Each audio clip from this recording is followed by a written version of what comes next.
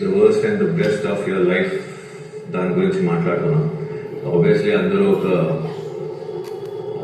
ఒక జోన్, అలాంటి zone through వచ్చి ఉంటాం ఆబ్వియస్లీ. సో నా లైఫ్లో చిన్నప్పటి నుంచి చాలా జరిగినాయి.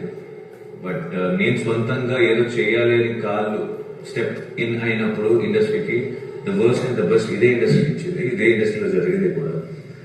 So the first thing is the worst. when I was doing architect, ఒక ఆఫర్ వస్తుంది సినిమా కోసం.